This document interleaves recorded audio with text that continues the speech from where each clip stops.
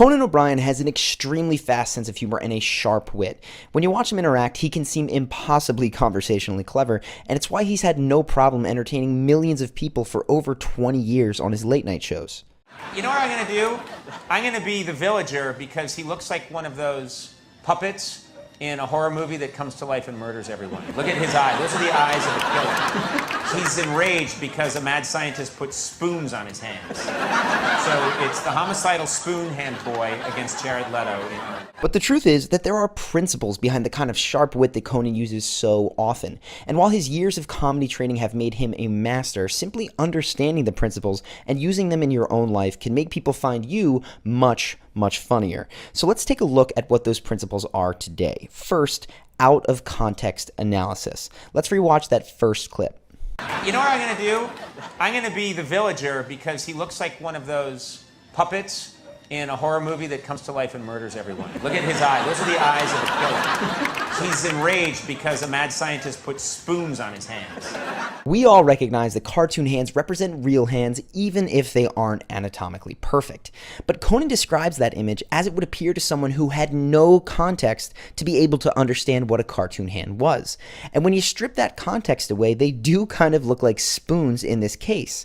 That is where the laugh comes in. Conan is pointing out how weird the world that we live in every day actually is. And it's this constant lack of context that makes Conan's Clueless Gamer series so funny. Here's another example.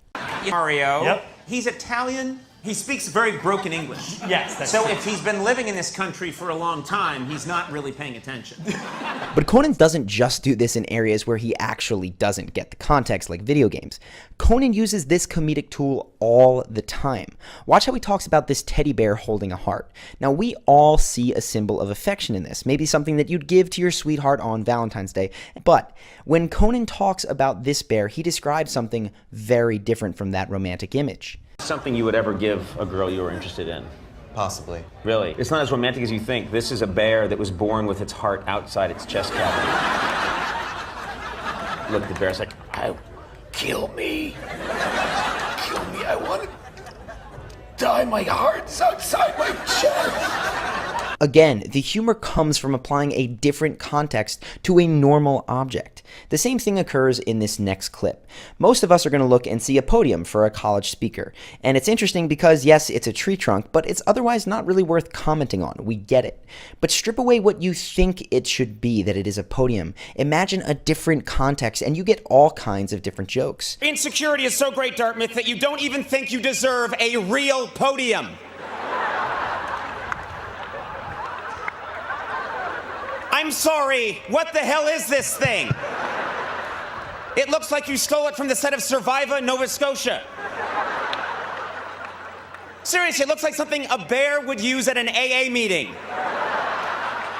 This is a huge component of what it means to be witty. It's to change the context constantly of normal things that people otherwise take for granted. Let's just talk about another piece that is critical to wit: specificity. For a great example, watch Conan teasing Kevin Hart about his workout outfit in this next clip. Let's talk about this outfit for a second. This is set. Good God, this looks like a tuxedo from the year 3015. This is the type of stuff that I work out in. Now, Conan could have just said, "You look like you're wearing clothes from the future," which is kind of funny, and it is what those clothes look like to most of us when we strip away the context. But the power of this joke comes from the specificity. Conan doesn't say clothes, but tuxedo, and he doesn't say future, but 3015. Pay attention to every example that I've given you, and you're going to see the power of specificity at work. So this rule is very simple. Specificity generally makes you funnier. Last week we talked about how specificity can make compliments more effective, so you may just want to be more specific across the board.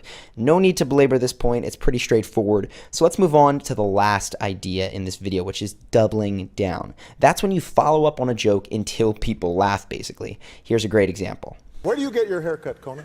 This isn't real. This is scientists work on this. This is a high-density polymer that NASA invented. Hair is for wimps. This has robotics in it. It can do things. Ah, there we go. You see here Conan making several follow-up jokes all on the same theme of his hair being fake. The first joke provides the premise that his hair is not real. Everything else that he adds just makes that more absurd and therefore funnier. The critical word here is absurd. Ideally, each add-on joke takes the original to a more extreme place. That is the power of doubling down. And here's another example. The premise of this next joke is that Nintendo's designers are on acid. Now, he takes it to more absurd places, even adding in weird noises until he gets his big laugh. The scarf. He's like a kind of like a frog. He uses water swords. So everyone at Nintendo is on acid. All the time. You know what I want to know? What ideas do they edit out at Nintendo? His name's Jib Jub. What is he? He's a blip blorp. What does he do? He goes to Gimbar. The nice thing about doubling down is that you can do it with jokes that your friends make as well, and it typically feels good for everyone involved. Your friend's premise is being built upon, so it feels like you're paying attention to what they're saying. People around get to laugh at two jokes, so that's an advantage for them, and you get an easy opportunity to make everyone laugh. In fact, if you do pay attention to close groups of friends, they'll often ping-pong back and forth, adding more and more absurdity to one another's premises till they have everyone cracking up, themselves including. So doubling down is an absolutely critical piece of being funny, maybe not so much of wit, but absolutely worth adding to your repertoire if you haven't already. So those are the three main pieces from Conan O'Brien that can help you to develop his wit. They are, first, recontextualizing everyday things. Second, being specific in all of your jokes. Third, doubling down by making original joke premises more and more absurd.